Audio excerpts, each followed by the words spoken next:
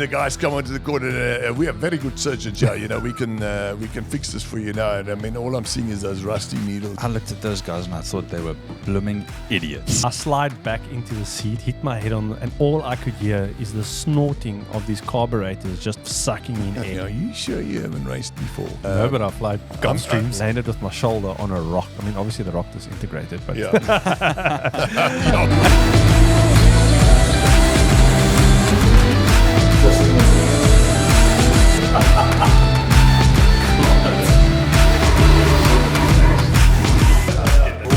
But that's initiation, bro. All right. okay, rock and roll, guys. Exactly. Is this it? This is it. This is the planning. This is where it's come to, guys. Yeah. We are here.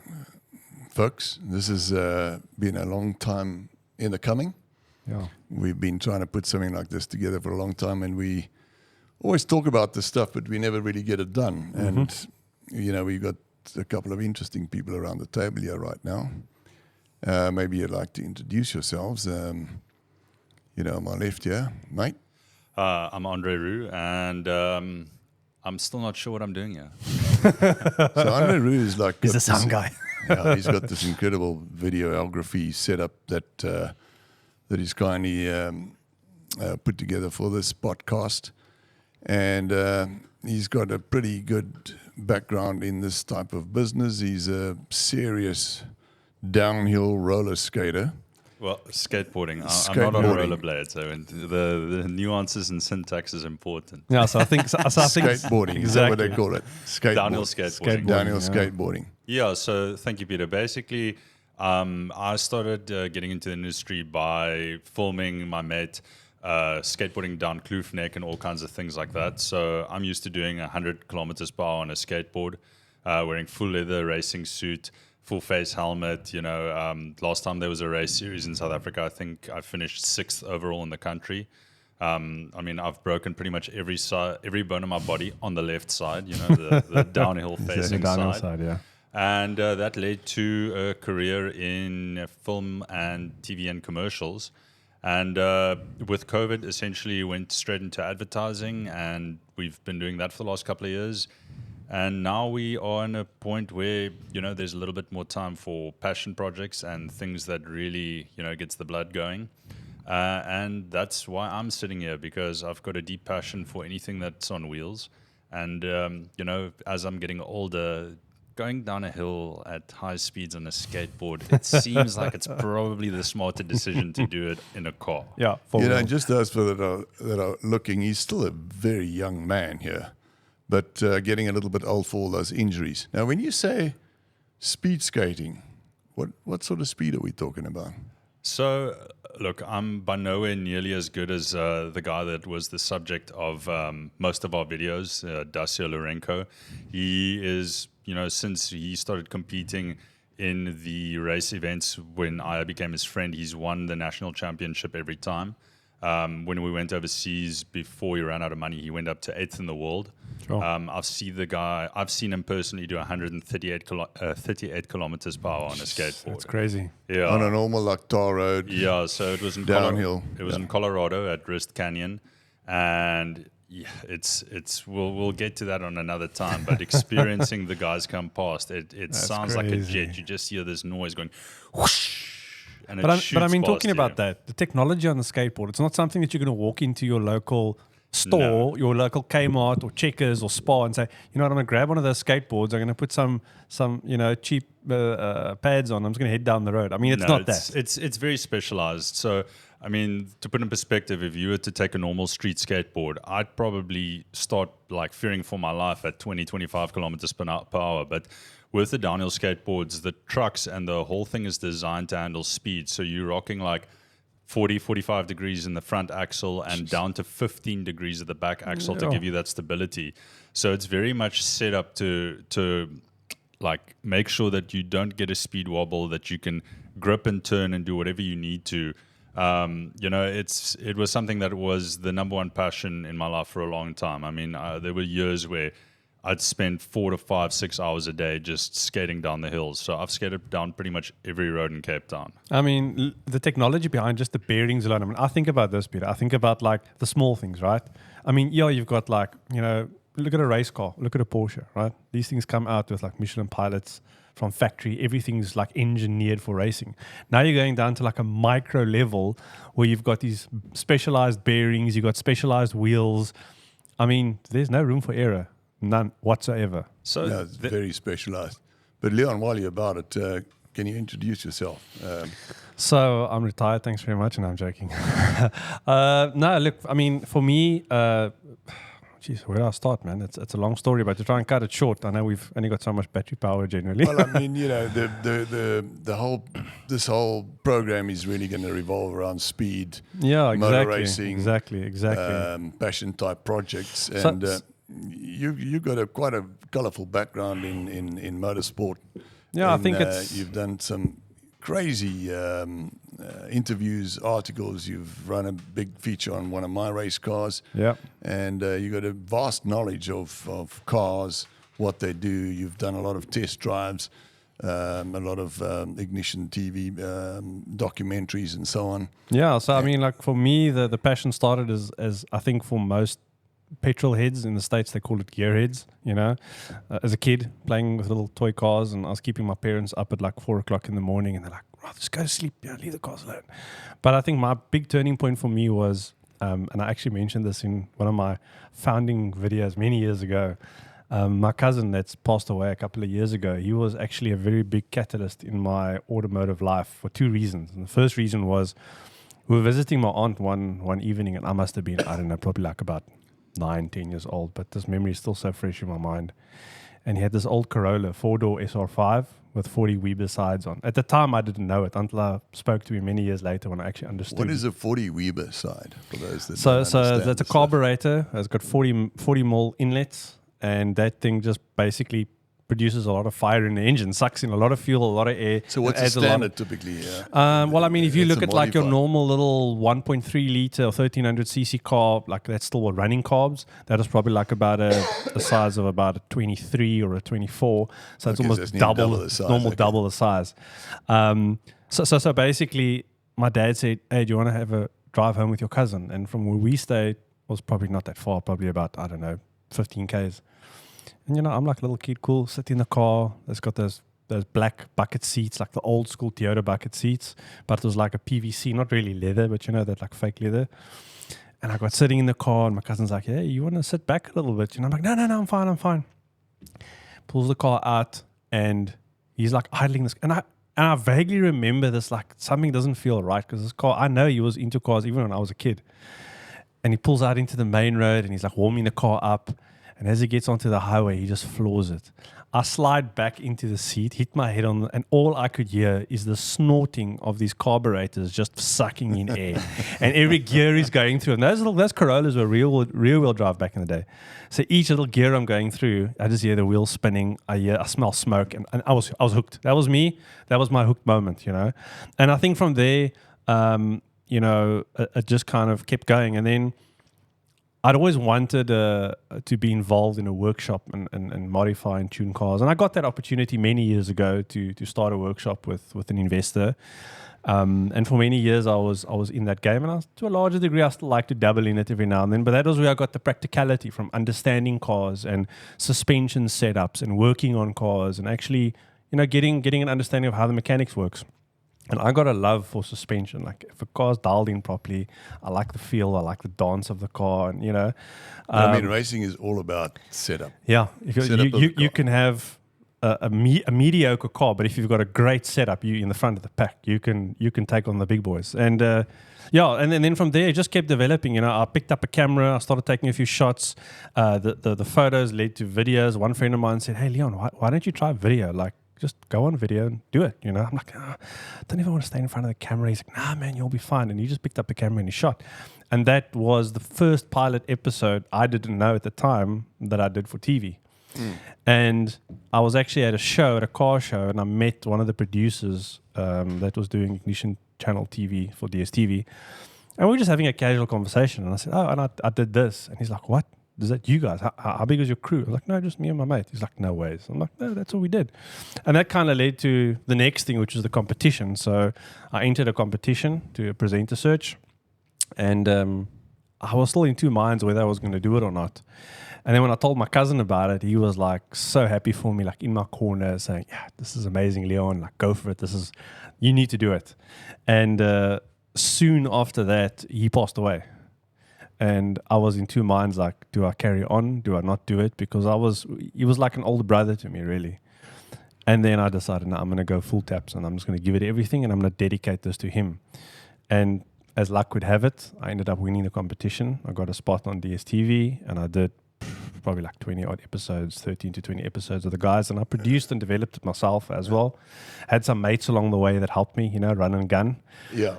And then, I mean, that's where you learn to put all these videography things together, because I've seen you take some incredibly creative photography or pictures. Yeah, that's been also a talent that you've developed over the time. Yeah, and it's been interesting because that's kind of led me to, my dad said one thing, and I just moved to Johannesburg, and my dad's not around anymore, unfortunately.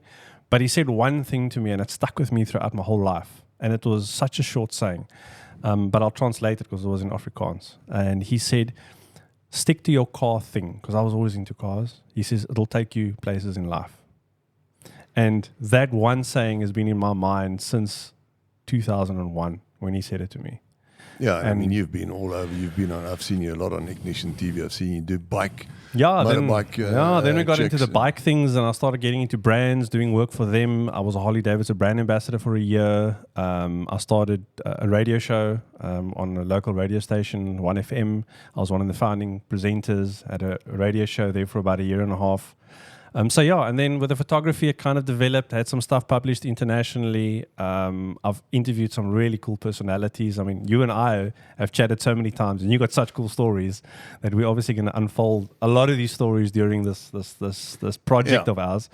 But I've also been very fortunate to connect with guys like Mad Mike Widdett, Adam Ferrara from Top Gear USA, guys in the UK that were running the Bloodhound SSC project. I've interviewed the director of that project when it was still around, and they were going to do the top end run at Huxley and Pan. That's a story for another day.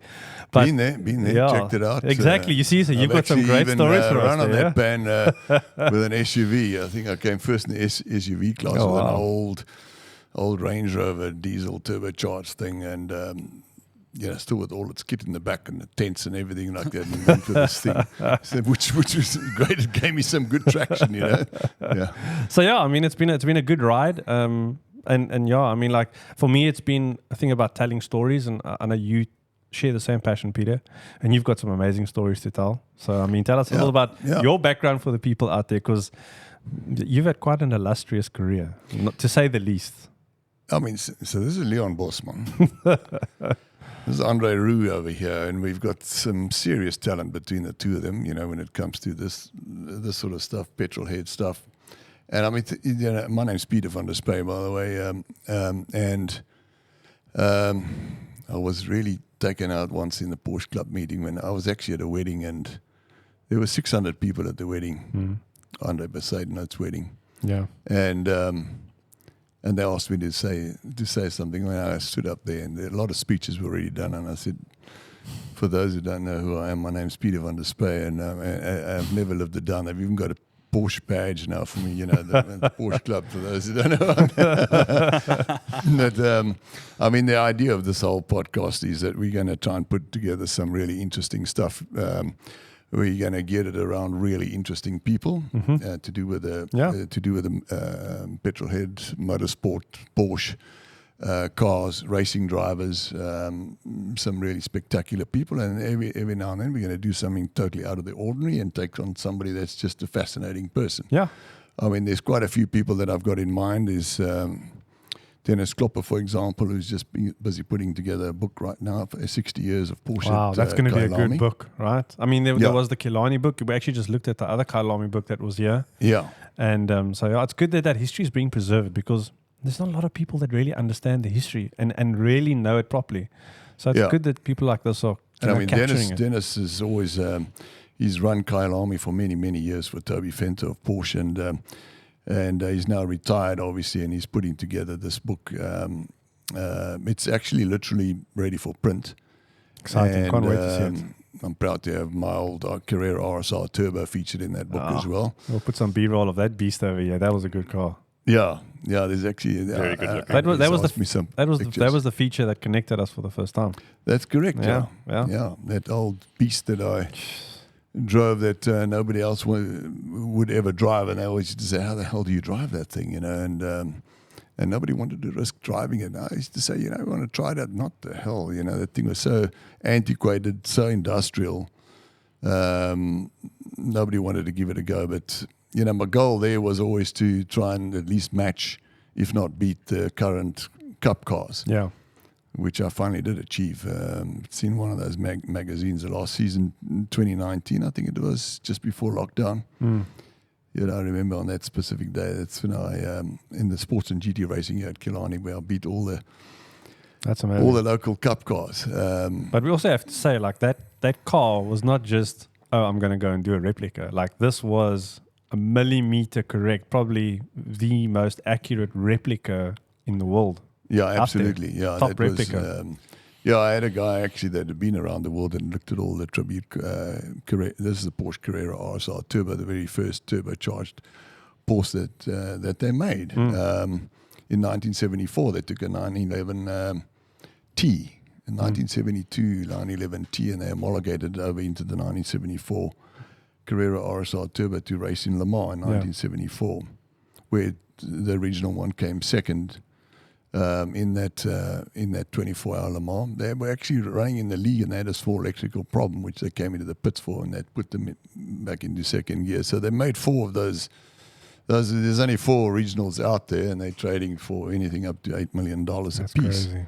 So there's a couple of tributes out there, mine being one of them, and it was an 8-year project for me. Blood, sweat, and tears to put that car together. And well, just the engine story on that thing alone is enough school fees. Oh man, terrible engine. I don't know. We went through so many damn engines, and every engine builder in South Africa gave it a go. The sort of run of the mill guys, and eventually I sent the engine over to the US to a company called Turbocraft, owned by Chris Carroll, and his speciality was to build classic Porsche turbo engines, race engines, and most of them are running in street cars. And he built me he took a 996 turbo 3.6 liter engine, and he put some racing components in that and built me an engine there. Very expensive exercise, but that thing could hold itself, and we had a variable booster on it, and I used to run it at 0.5 bar boost, and that used to give me a good 550 horsepower. The idea of building a tribute, and I wanted to get it as close as possible to the original, so the original was almost impossible to get to, because that only had a 2.1 liter 4-cylinder engine, which was producing 500 horsepower in a 900 kilogram car. So having a 964 turbo engine, to build a 4-cylinder 500 horsepower engine that can run 24 hours flat out. It's no mean feat. There are guys building them out now, but it's at least £1 million to put an engine like that. Most of that engine's titanium. But how long ago was this that the engine was built? Just to give some context. 1974. And it's the very first turbocharged engine that Porsche built. And then the one that you built, that I built. Yeah, that was how old is that engine built now? Because the reason why I'm asking is because it's interesting that obviously the engine went overseas because there wasn't the skill here. Do you think it's a case of there is skill but not on the older stuff, because at that point maybe there wasn't enough of these cars around in South Africa to build that experience? Or do you think it was just a total experience thing, like somebody that's so specialized, and because the build is so intricate, it required a special skill set? Being an air-cooled engine, running very hot and being turbocharged, you really need some experience behind it. And I just don't think, there's Chris Carroll already had 30 of these exact engines out there running for many years, flat out. And so, mine was the 31st engine that he built of that exact same specification. So all the R&D had been done, all the school fees had been paid.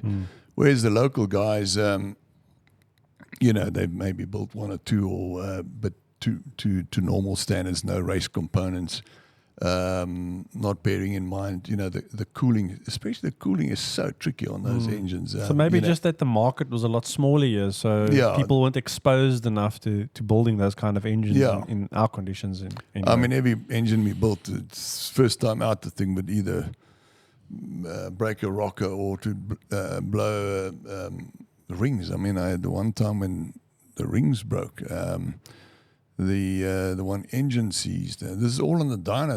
It doesn't even make the track. And then the one that did make the track could never get cooled enough. So we had to revert back to the original cooling system that they used in the day in the 935. Yeah.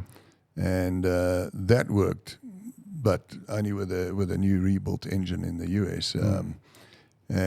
So it is very specialized. You know, to get an air-cooled engine to run it, we looked at, on a 1.2 bar booster, I used to get 800 horsepower out of that.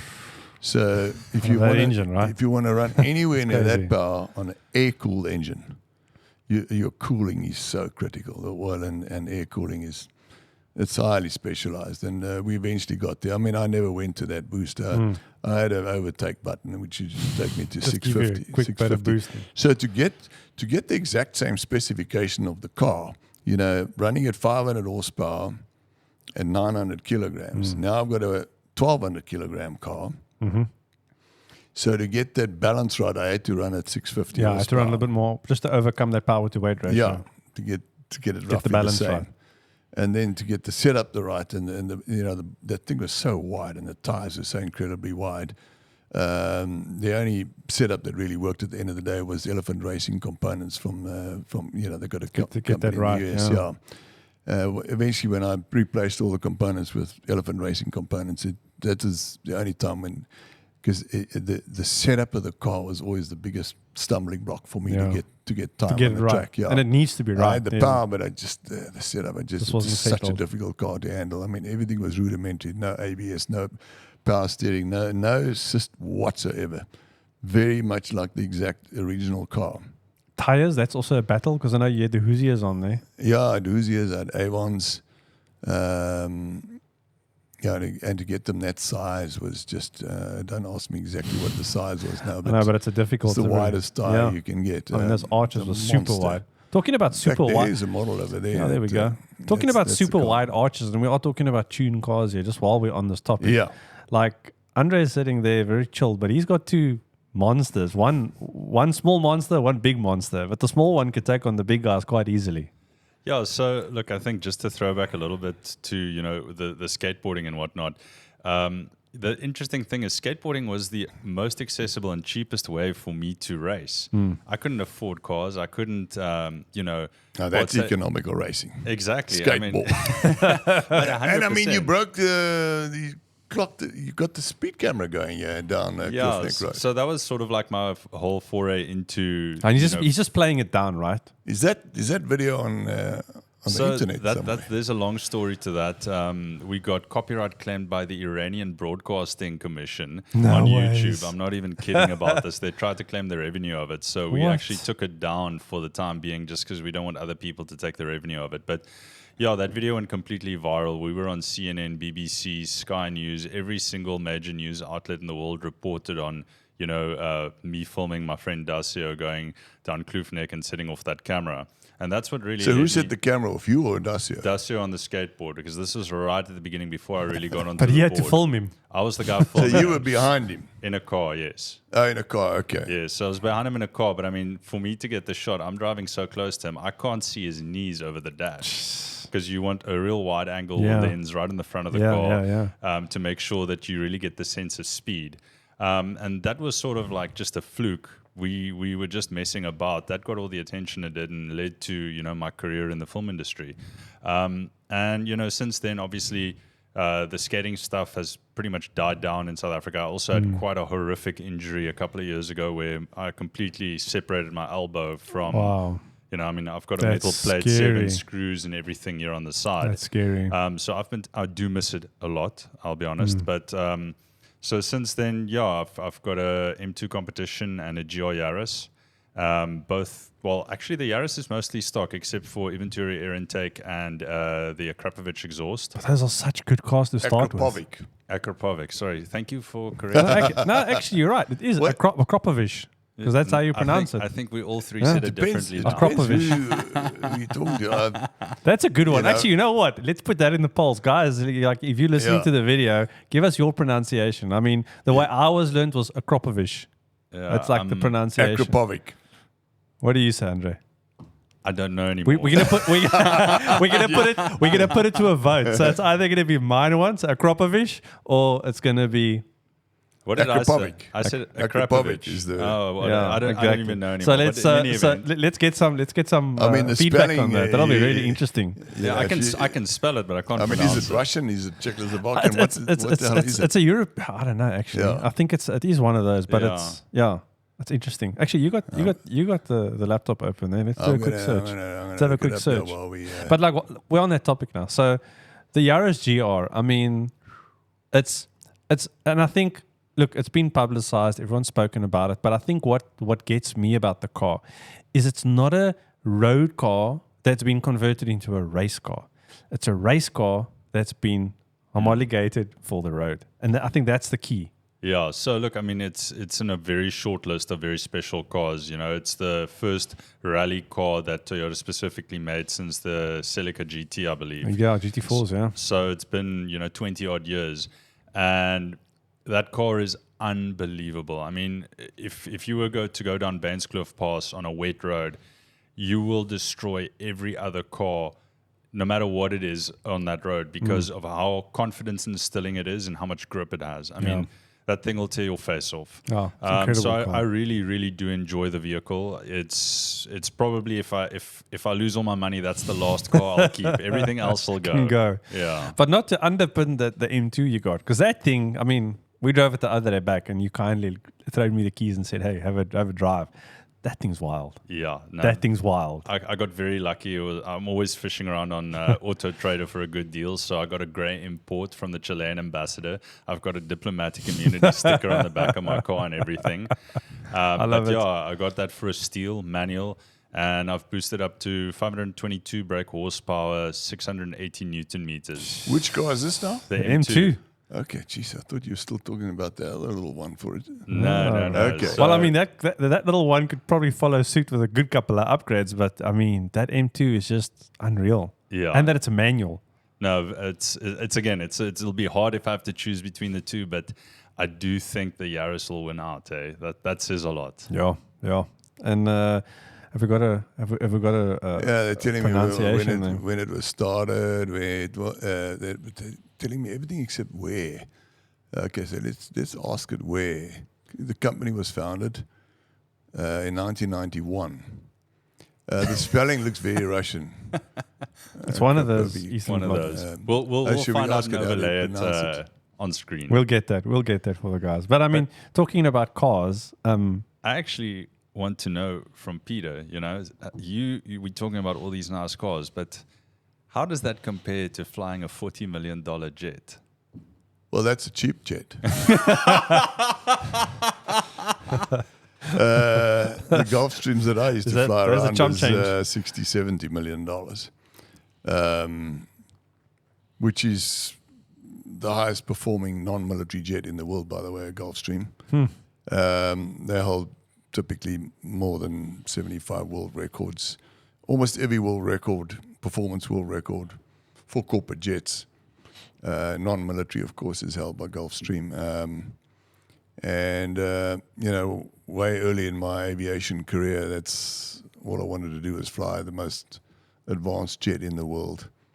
I love the technology. It's technically so advanced. It's made by General Dynamics, which make all the American or the fighter jets, the military fighter jets.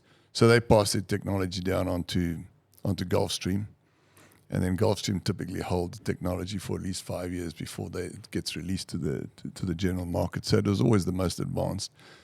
Yeah, flying one of those is just the most incredible experience. I mean, I can tell you a lot about that. We've done some incredible things with a big, fat corporate jet that's got roughly the same footprint as a 737. That's crazy. You know, people think, oh, you fly a little jet. It's a Learjet. You know, no, it's not a Learjet. It's a big jet. Big boy. Same footprint as a 737, but with incredible power. Scariest moment handling that yeah, big power? I mean, there's probably like a good couple of handfuls, but the first one that comes to mind. He's such a good pilot. There was never an issue. No. But let's say it was never his. It was never his. No such thing. It was never his fault, No though. such thing. But it was like, you get thrown in the deep end very quickly in a scenario.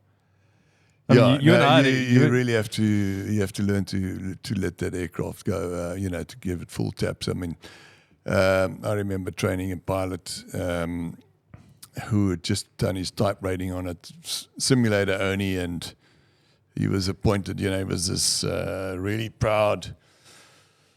Pilots in general, I mean, have typically big egos sometimes, and he was the chief pilot of the company, and he just said, please come into the office. We need to do some training. Yeah. And when I arrived there, he said, all right, you will be flying in the right-hand seat, and I'll be flying the plane. I'm just going to get used to the aircraft and so on. And I said, no. It doesn't work like that. You will be flying in the right-hand seat. I'll be commanding the aircraft, and you need to first get a feel of the real aircraft, and let's just do this slowly. I'm the chief pilot. This is how it's going to work. I said, it's not going to work like this anyway. I'm on my way home. They call me if things change. And I got in my car and I went home. Then the boss phoned me, because he obviously phoned the boss and said that I don't want to fly with him or whatever. And the boss called me, and I said, listen, this is what he wants to do. And he says, I'll tell him, you go back to the airport. Of course he's got to do that. So now we get in the plane.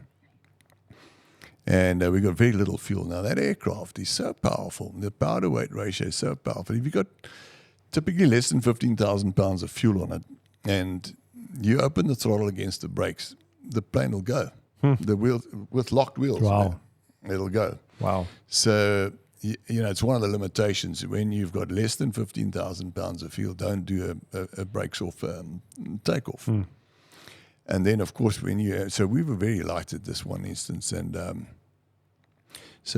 did a few circuits just to let him get the feel of it and so on. And then I said, all right, now you can take it, but take it from the right-hand seat.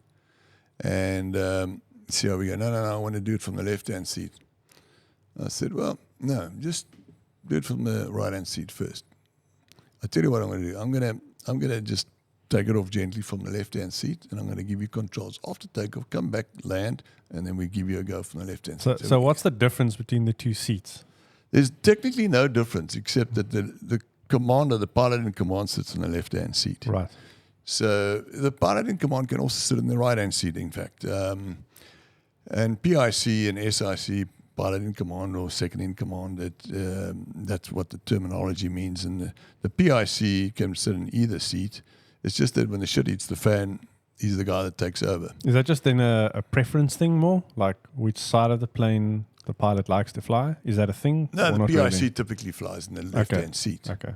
But he can be sitting in the right-hand seat. So, he gives training, or he can swap. It's an admin function, really. You'd have two pilots that are equally qualified as such. One may have more experience than the other, but equal qualified. And you're flying a lot around. We call it co-captaincy.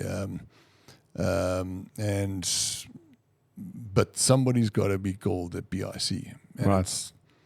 It's typically the most experienced pilot or the chief pilot or whatever. He would be the PIC, but he can hand over the PIC responsibilities to the other pilot. It's just that everything is when the shit hits the fan. Yeah. Who has command then? That's basically the PIC. Anyway, we did the soft circuit, and then I said, all right, you jump in the left-hand seat. Well, he insisted to jump in the left-hand seat. I'm the chief pilot, and this and that. And all right, we put him in there, and so you talk about a hairy moment. So of course, every now and then I'd ask him limitations and so on. So I did run the limitations about less than 15,000 foot, don't do a thing. Anyway, now we've got about 8,000 pounds of fuel on board. First thing he does is rev it up against the brakes. Oof. And of course, I immediately shout to him, brakes off. Anyway, there we go. We start skidding along. And he lets the brakes go. Of course, it gets shoved into your seat. And before you know what's happening, the thing's taken off. Massive vibration, of course, because now he's got all these flat spots on the tires. Oh, right. He now doesn't know what's going on. He doesn't know what's going on in the tires. Something's broken. Now the plane is going vertical mode. He hasn't come back on the power yet. He hasn't selected the right thing. We almost went vertically up and backwards. I then, of course, slammed the controls forward and pulled the power back. And he said, you need to manage this aircraft, So I got back off again. Leave me, I got it under control. Anyway, we came back and at this stage he was pretty rattled. And I said, you know what the vibration is all about. No, there's clearly something wrong with the undercarriage and, we must declare an emergency. You don't have to declare an emergency. Just come back, take it easy. You flat spotted the tires. I gave you the limitation. You obviously forgot about it. It comes with time. You learn all these things, but this is what is meant by just jumping in the left-hand seat and just going for it. Yeah. So are you comfortable with landing the aircraft right now? No, of course. So now we're coming in. Now, of course, when a Gulfstream has got that little fuel in it, it's extremely light. We're normally taking a huge amount of 40,000 pounds of fuel, a 90,000 pound aircraft. And anyway, he's now coming into land, and I said to him, now, bear in mind, you're very light. This plane floats. I know what I'm doing. Anyway, now we're floating down the runway. Floating away. I said, you need to put this thing on the ground. And I said, you need to put it on the ground right now. I have command. And I had to slam his hands off the controls, put it on the ground so we can get the buckets to deploy, because it's got what they call a squat switch on the undercarriage. So if the buckets won't, your reverse thrust, the buckets on the engine won't deploy until those tires touch the wheels, so that you can get the squat. So it picks up that it's down. What are the buckets? The engine, that opens you watch up when you fly on an airline, and it goes into reverse. Okay. Those buckets come out, so all the airflow is now going I've forward. seen that coming so into they land call those sometimes. the buckets. Okay. So how to get it down on the ground so we can get the buckets to deploy at the end of the runway. Otherwise, You're running out of space quickly. No reverse. You're running out of real estate. Yeah, boom, bang, buckets deployed, it bounced up in the air again. At least now had buckets, put it down, stop just before the end of the runway. So now we're taxiing off. I said, you want to try that again? You want to? No, I've had enough for today. So, it's quite a hairy aircraft to handle. The performance is just unbelievable on that aircraft. And it's an absolute joy to fly. I mean, the older generation Gulfstreams are more radical. The newer ones have got a lot more automation in it. It's like ABS on in a race car and stability control. They've got all that now built into the newer aircraft. So you've got a lot of magnificent stuff that makes you look like a shit-hot pilot, and it does everything for you. For you, yeah. The Gulfstream 2 is where I cut my teeth on. That was the beginning of the Gulfstream jet. And that was probably one of the most potent jets, because you take DC-9, 100 passenger, same engines. Oh. On a little Gulfstream 2. No same power. Jeez. And in fact, you can interchange them, raw jet engines. So taking a 100 passenger aircraft, now you got it on. So the power to weight ratio is just incredible. And that aircraft is used. It was used, not anymore, probably, for the space shuttle astronauts to train on. Oh. It's got the same glide path as the space shuttle, but that's with all the power off, full reverse. You could deploy the buckets on a Gulfstream 2. As they went on to the Gulfstream 4 and 5 and up, you can't deploy them anymore in the air. It's not certified for that. Right. And so those you could deploy without the squat switches. So it's undercarriage down, full flaps, power off, full reverse. That's the same glide path as the space shuttle. So it gives you an idea of the performance capability of that aircraft. But do you think flying that Gulfstream is what kind of translates to, and I'm going to use it now, like driving your GT3, like, you know, or driving the performance cars that you have and had, like, you get that same thrill, and you think that's where your thrill for racing comes from, in a way? Well, it definitely relates. You know, I'd had about 25 years of Gulfstream flying, and of course we do all our training on simulators. And so the takeoff speed and more the takeoff speed is roughly the same speed as what we do down the back straight at Killarney, you know, call it 250 kilometers an hour.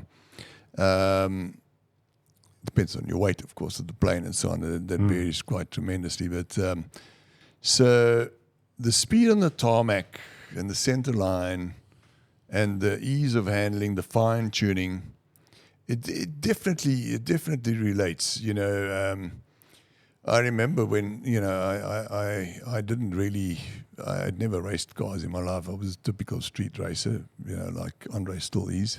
Need to still cut my teeth. I'm getting there.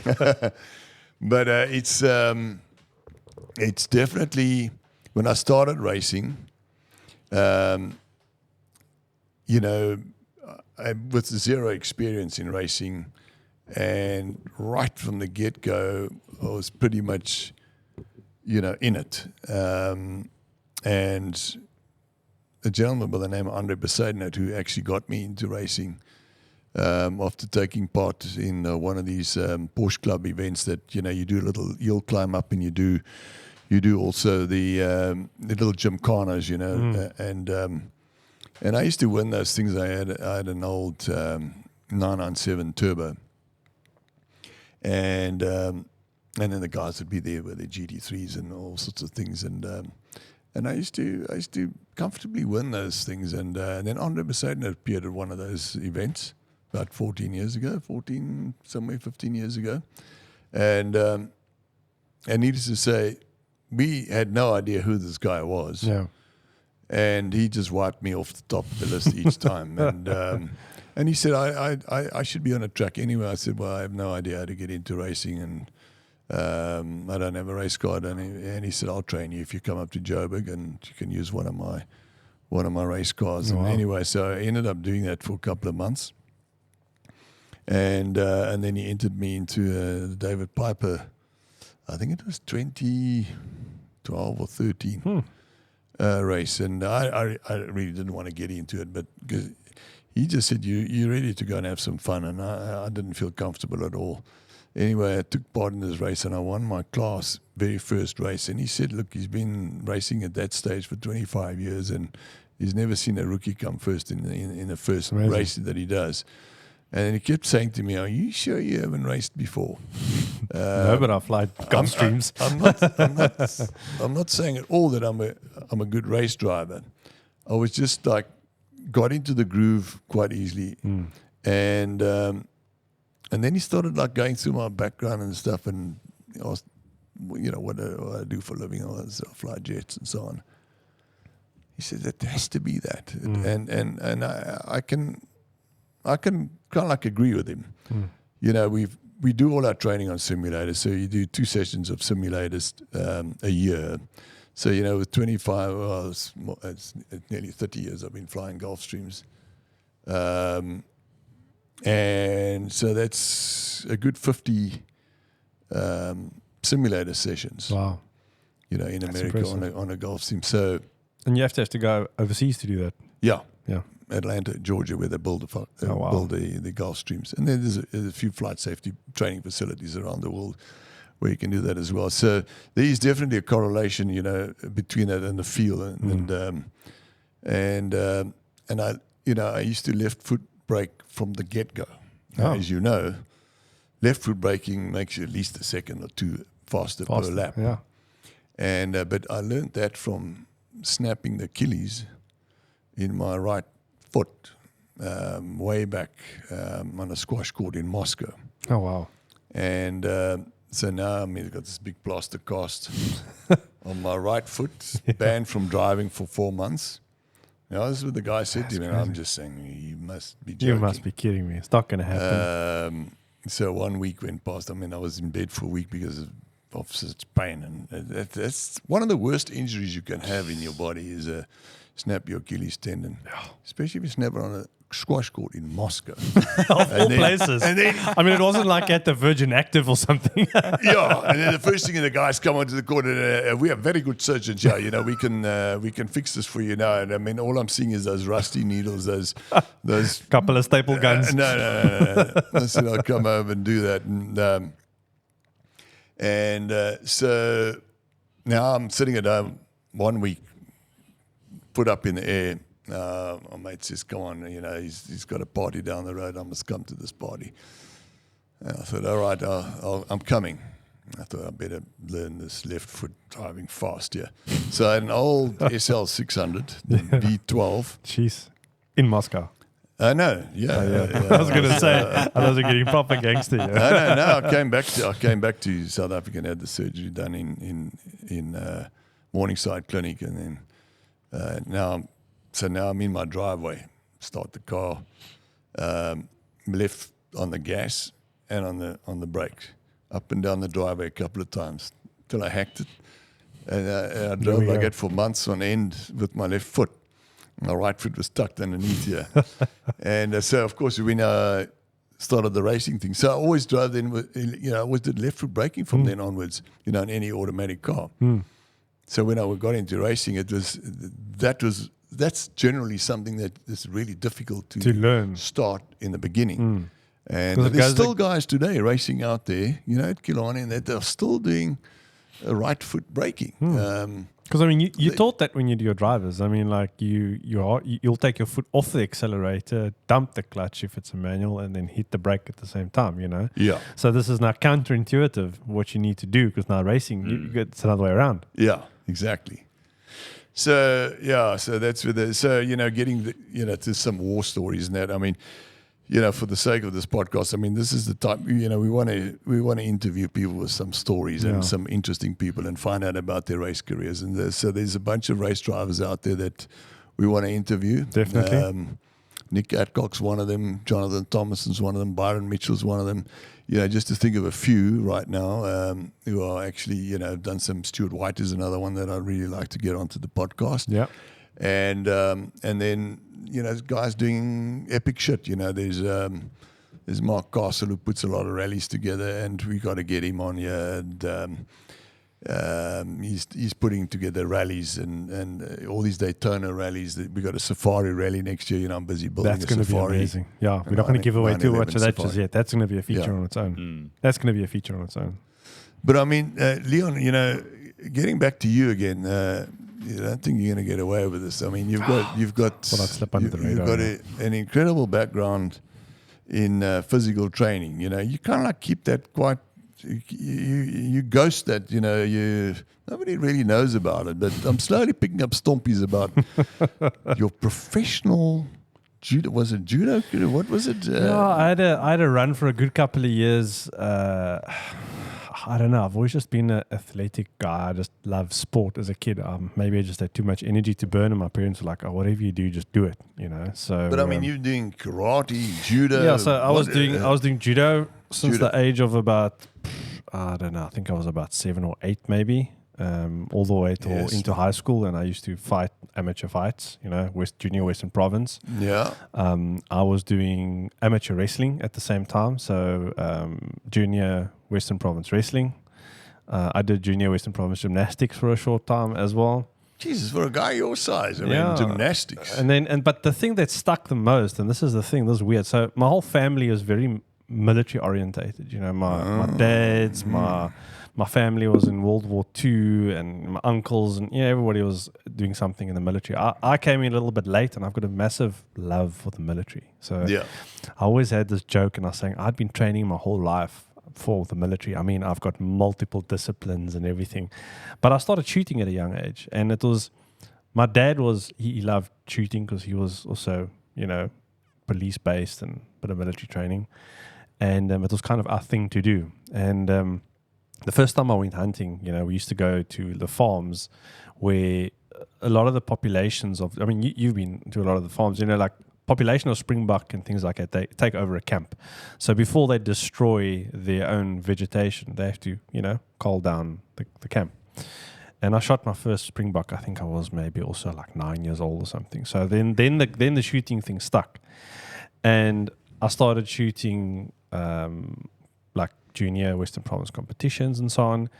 And this transcended through school, but I was still shooting after curricula. So it led to me winning Western Province champs twice, and I won Springbok in 1998. I was the SA champ and broke In two. 1990, but 1998, what were you, 10 years old then? Or what? I was 18, 19. Yeah. Jesus. So I was 18 years old. I won essays. I broke 2 records, provincial records, on that shoot in Bloemfontein on the military shooting range. And I actually qualified at that stage to go to the world shoot, what was supposed to be in Helsinki. But the problem was that at those years, and still now, it's sad because there's a lot of sports that don't get the support that they generally need. And I never got the sponsorship so that I could actually move forward to go overseas. So that's kind of like where it ended. I still love shooting and not as active as I used to be anymore. So now hang on a second. So you did the judo, Yeah. the karate. No, not karate. Strange thing, actually. So I did try karate, right? Yeah. So I was like, Dad, I want to go try karate. He's like, yeah, man, okay, fine. So somebody at school said, oh, but judo is nothing, and you can't do anything with judo, and this, that, and the next thing. Come to karate, and we'll show you. So I was like, okay, fine, let's go. So I go to. I grew up in Goodwood, right? So it was old buildings. You go to this little karate. It was karate zen or zen karate or something. I can't really remember, but I know there's this old rustic building in the main road. Go up these little dark stairs, and here's the dojo. Okay. So they put me in front of another guy, but the problem with me was because I was always tall as a kid, even when I was younger, I always used to go up against guys slightly older than myself. So, and it was just because of height, I was always a tall guy. So now I'm faced with this karate guy, and the instructor tells me, Leon, this guy's going to punch, and then you need to react. So you need to divert or block or whatever you need to do. So I'm like, okay, cool, well, let's go. And then now from a judo background, if someone throws an arm at you or they're trying to catch you, the instinct is to basically, you get under the arm, you push your hip in, and you turn and you throw the guy, right? So that's been my drill for quite a number of years. So it's almost like second nature. Yeah. So now this guy turns around, throws the punch, and what do? I grab his arm and I throw him. I literally pick him up, one drag arm, and I throw him, and I just see this guy's legs go around, and he hits the mat, flat on the mat, on his back. Because So that's MMA. I mean, now you mix martial arts, and because the wrestlers are really good at this. yeah, and the jiu-jitsu guys, they also get very good. Once you get on the ground, that's the end of it. And I unfortunately didn't spend enough time as much as I wanted to do in jiu-jitsu, because back in the day, you couldn't do jiu-jitsu. You could only do jiu-jitsu from the age of 16. Under that, they wouldn't allow it. And I know now they're doing classes and they're letting the guys get in, because it's actually quite lethal. You learn how to break arms, headlocks, people get passed out. It's actually quite a lethal sport in that sense, especially in the self-defense side. So after I threw this guy, I literally just stood there. I was like, why am I doing karate? Like, I just threw this guy, tried to punch, and then I walked out. So, I mean, look, there's a lot of, I've got respect for all the martial arts. Okay, so you did all those disciplines, and then at 18, you were like the Springbok. And I won shooter. essays, yeah. And I won essays. After that, did you continue with any of those sports? No, so then after that, But now you're doing a lot of, you're doing a lot of weight pushing and stuff to yeah, get strong bones and just to keep have your going. bone density and so on. Exactly, and I just keep going. And when I moved to Joburg, I was 19. I just finished studying, moved to Johannesburg to start an IT career, and I was just turning 20 actually, Yeah. and then And now you're an IT specialist. yeah, I mean, that's your main career. yeah, right 23 years in the technical side, and I've Yeah. recently, like I said, I've had enough. So moved to the cybersecurity side now. So now. Yeah, but it's still IT though, isn't it? yeah, still IT. Yeah. Just a little bit different. But more specialized. Bit more specialized. Yeah.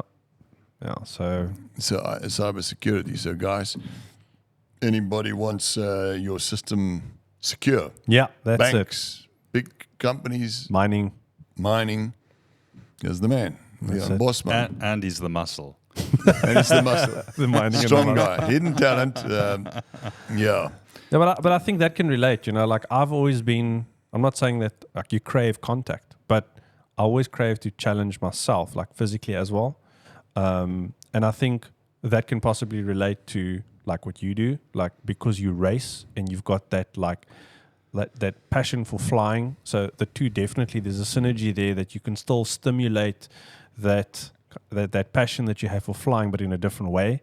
And I think the same for you, André. Like you've got the passion for the tech, and you've got passion for videography, and you've still, you still live that passion on in some way. I mean, like it never leaves you. You just find a different way of expressing it. So the interesting thing is with the skateboarding, people always used to say that you guys are crazy.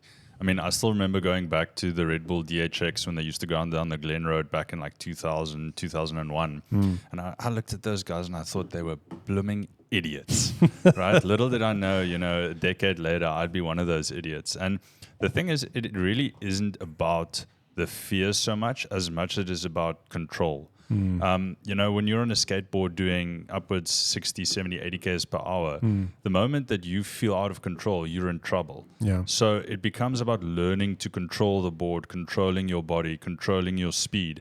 And, I went end of last year to Japan to go learn how to drift. Yeah, And I'm still jealous that you did that. Like, really, that was Yeah, an but now we amazing must do experience. that locally. That's a bucket list item right there. And it's honestly very affordable. Yes, it's pricey. I mean, it's like a skiing holiday is pricey, but I would highly recommend to save up and go do that at least once. And the similarities between a car losing traction and skateboarding downhill, where you're essentially sliding the board to drift it to drop your speed.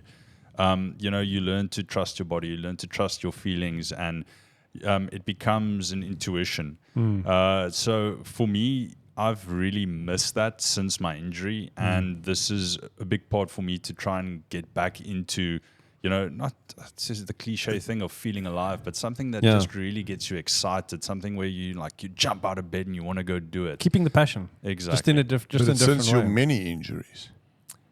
Let's not go into that. So it's an incredible hand-eye coordinated sport, but I think it's probably one of the most dangerous sports out there, if you think about it. It is very, very dangerous. I would agree with that. I wish it was less dangerous. I mean, there's not a day that goes by where I don't miss it.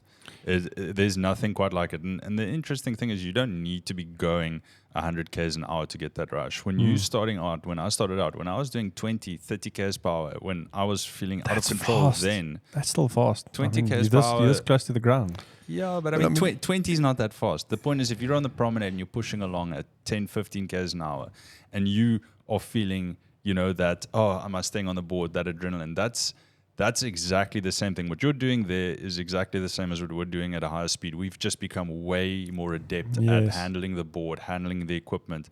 I mean, they used to call me the skate guru because I was the guy that was always tweaking with the setups. Oaks would come to me, bring their setups. I would improve it so that it'd be more stable, that they'd get the return out of it in terms of response, lean, all that jazz.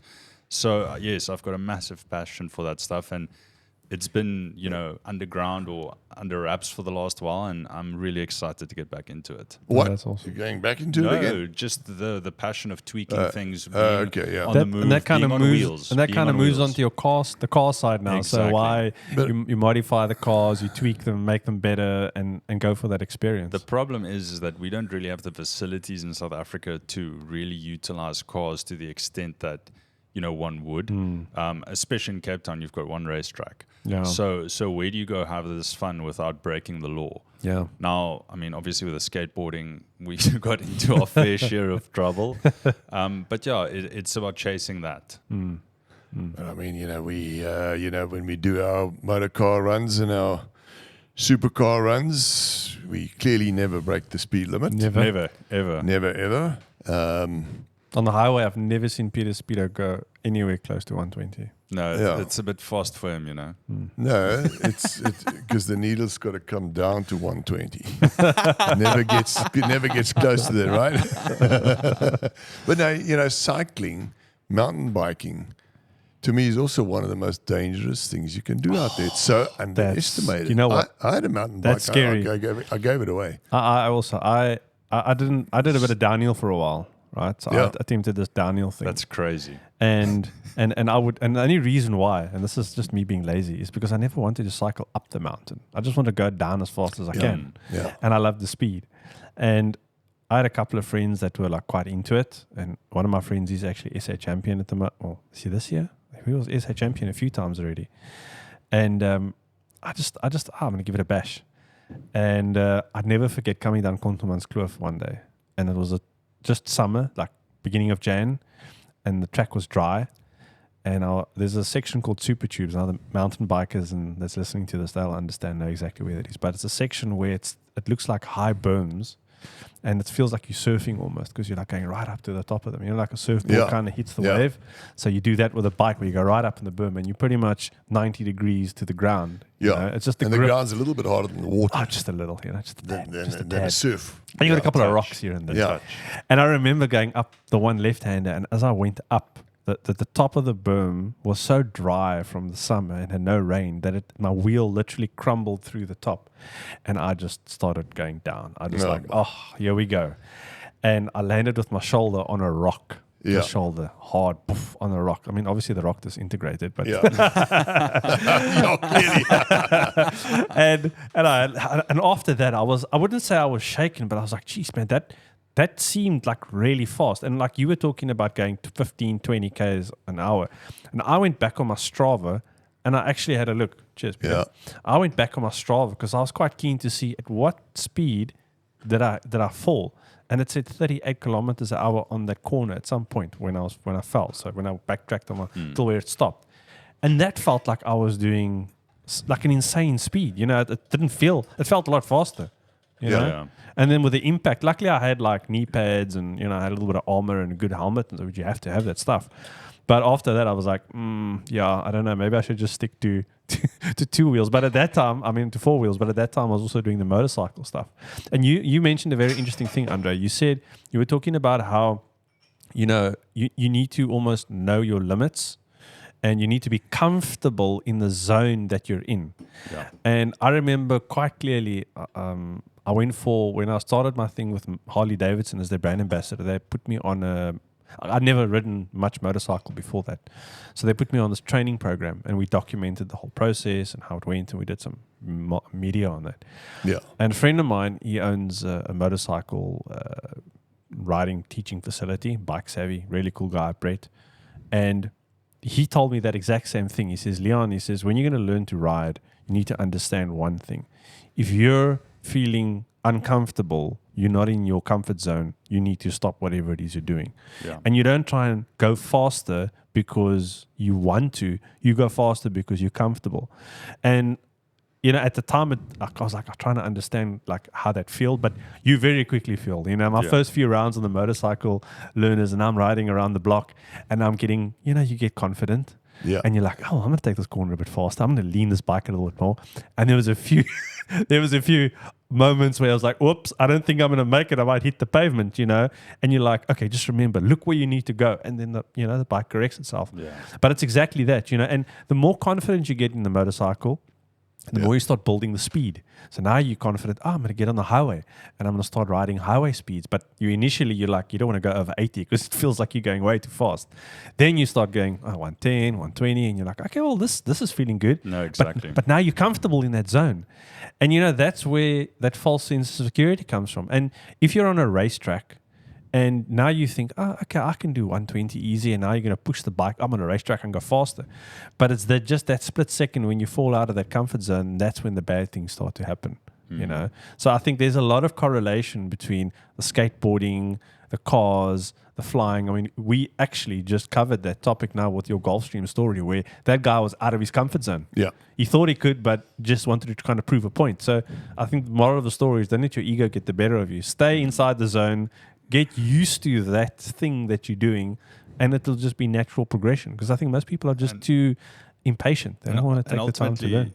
If something goes wrong, no matter if it's someone else's fault or it's your fault, it's your problem. Yeah. Right. So with the skateboarding, you know, we had this saying, even if somebody drives across 7 lanes of traffic and aims to straight at you, if you get hit, it's your fault. Yeah.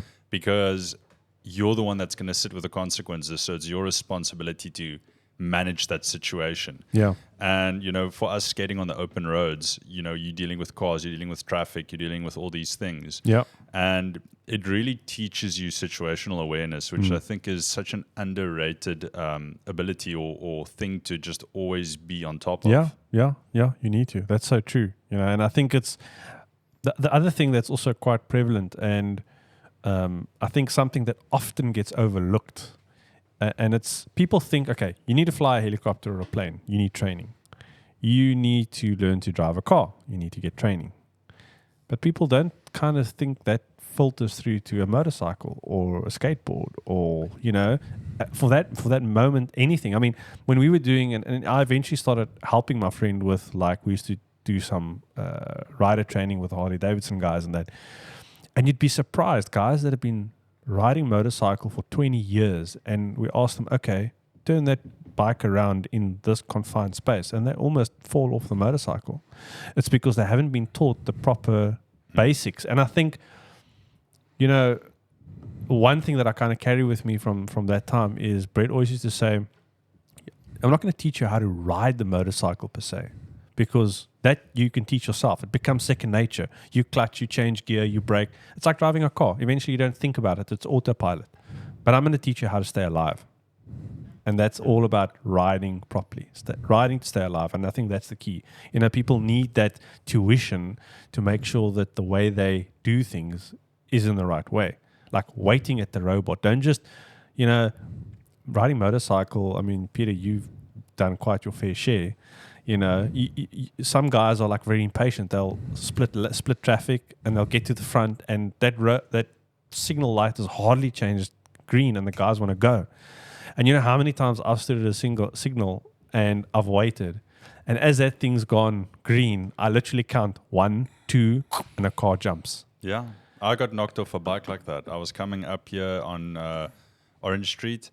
Right by the engine garage. Just played five-a-side soccer. I was in a red-orange Charman onesie, Charmander onesie, because it was winter and I needed something to wear. And yes, I mean, that was what's in my wardrobe. Don't judge, okay? And I was on my Vespa. I waited for the light to go green. As it went green, I just booked. As I start getting speed, now I've got momentum already. I look to my right. I see a guy's looking down on his phone, driving right across the road light. And I slammed the brakes as hard as I can, turned the wheel in to try and avoid. And I just realized this thing is going to knock me. I jump off the bike backwards. The bike gets knocked 40 meters down the road. What? I stand there looking at my bike in the car there. The people in the cars behind me get out. They're like, bro, how did you do that? That's I still crazy. don't know how that happened. But if that thing had knocked me, I would have been seriously hospitalized. That's if not crazy. dead. But that's like riding on a Vespa. You kind of on top of the bike. You're not kind of part of the bike. Yeah. So do you think that was maybe a reaction from skateboarding? Like you just jumped off the deck? 100%. And also, you know, that's one of the reasons I won't ride motorbikes. Yes, you can say what you want about a scooter, but the fact that you're on the bike and not part of it makes it way safer. But even then, I mean, now I've still got my Vespa.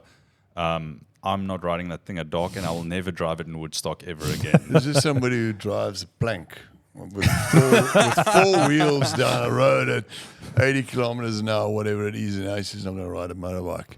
Yeah. He's not quite on one with it. I think that's another episode. Peter, we need to take this show on the road and get this boy on a real bike. Yeah, I would very much like that. My wife will hate it. It's just between us. It's going to be between us. Don't worry. Yes, you guys. It'll be our secret. Just tell her not to watch this YouTube channel. Listen, guys. So I think what we're going to do is concentrate now a little bit on what this program is going to be all about 100%, in the future. Because we are running out of time. We're still on the initial setup, so we're running on batteries. Yeah. We will have main power for the cameras going forward so that we don't have a time limit on these talks. Yeah.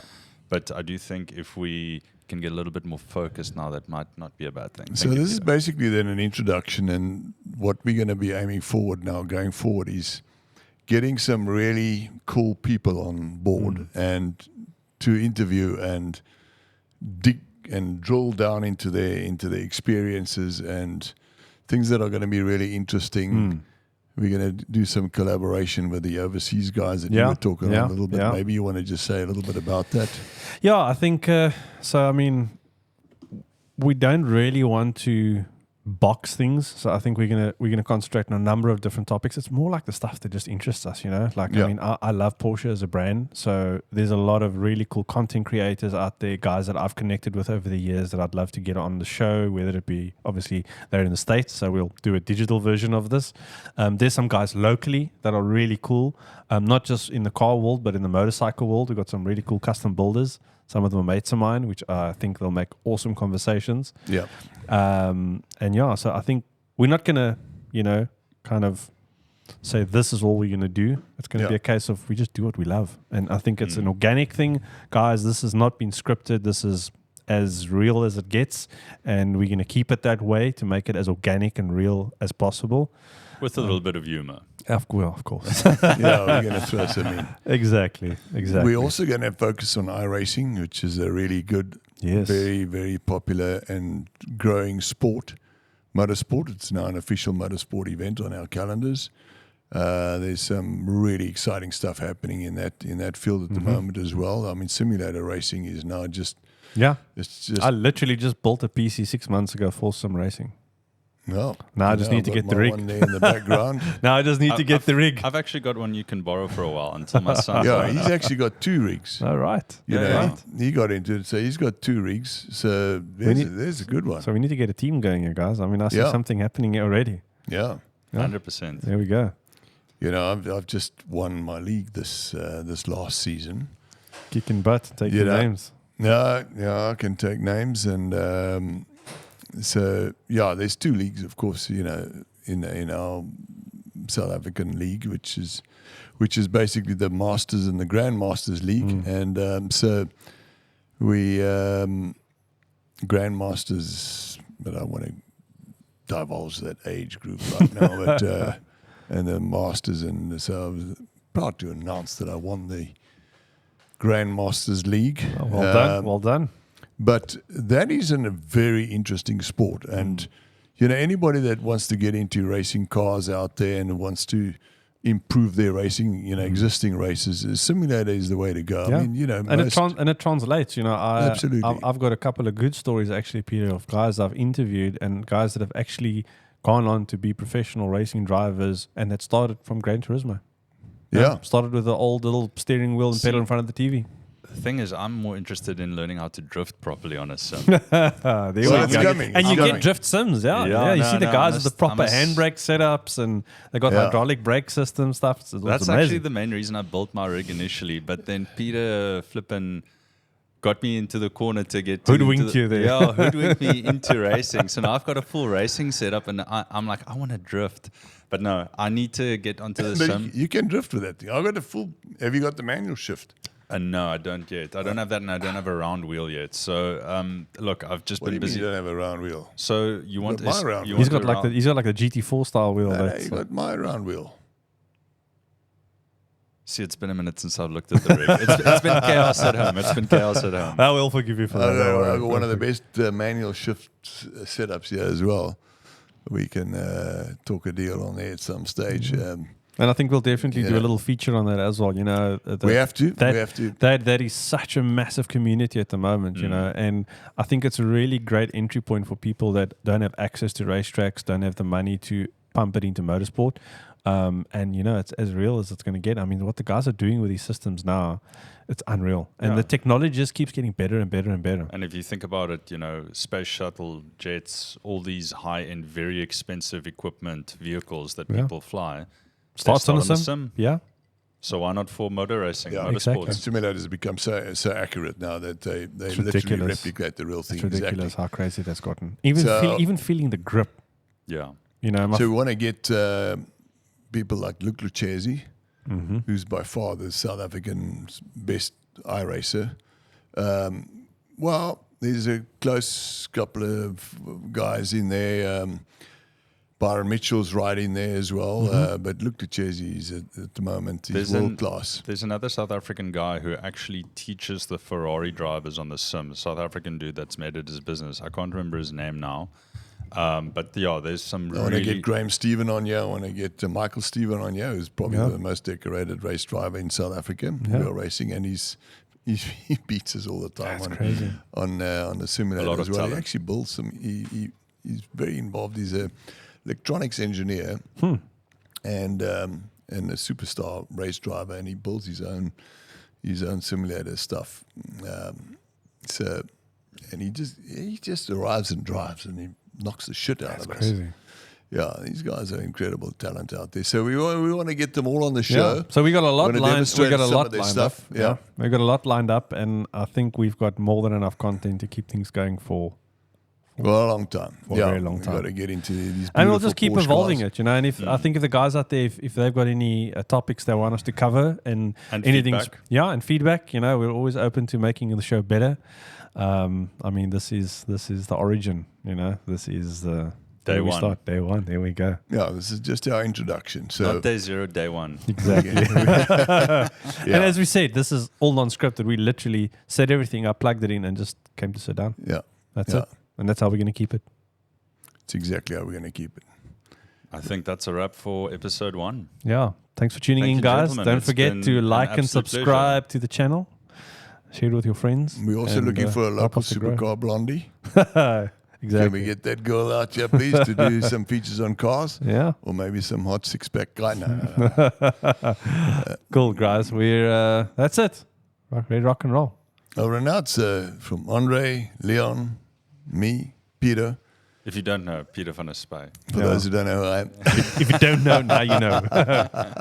Yeah, we're going to get some really interesting characters on board. Yeah, let's let this thing go forward. And before we make the goodbye longer than the actual episode, I'm going to stand up. Thanks, guys. We'll catch you soon. Cheers.